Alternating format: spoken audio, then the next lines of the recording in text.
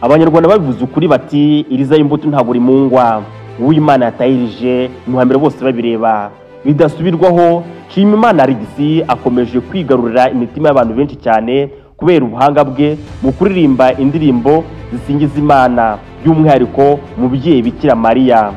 Impano ye ikomeje kugenda yaguka uko bwije n'uko bukeye, kandi abantu benshi cyane bari kumwifuriza gukomeza gutsinda no gukomeza gukoresha impano ye Imana yamwihereye mu buryo bwiza. Nibijya gushya nabyo birabanza bigashyuha. Mbere yuko Nshimiyimana Alexis ikora mu mitana akiyereka abatanazi, yabanje kubyitoza. Yarazi neza ko Imana izuburura ifishi. Dore ntanga byose byatangiriye ubwo yabikoraga neza cyane. Icyo gihe hari ku munsi wa Pasika, ubwo Nshimiyimana Alexis yaje kuririmba indirimbo nziza cyane maze igakundwa ikamamara mu gihugu hose.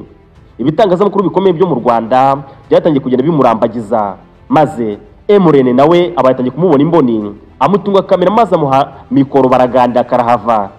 Nako kandi amakorali hano mu Rwanda akomeye cyane nayo yifuje kurambagiza Alexis ngo babe barifatanya mu kuririmba, kuko uyu mwana ntasanzwe mu kugira ijwi rye ryiza rya tinoro. Twavugamo nk'amakorali akomeye cyane nka Robot, Ambassadors, utibagiwe na korali do Kigali. Abenshi cyane bari kurambagiza Alexis we bakorana, ariko uyu mwana Imana ikomeze kumwagura kugira ngo akomeze kugira imbaraga nyinshi cyane. Nshimiyimana Alexis akaba akomeje kuba icyogere haba mu Rwanda ndetse no mu mahanga. Munyemerere nsubikira ngaha ikiganiro cy'uyu munsi nanga tugishoreje. Nitwa Aishak Aridos, Inisuruse TV. Ufite igitekerezo, inyunganizi cyangwa se ikintu waba wifuza ko twakuganiza ubutaha, watwandikira muri comment.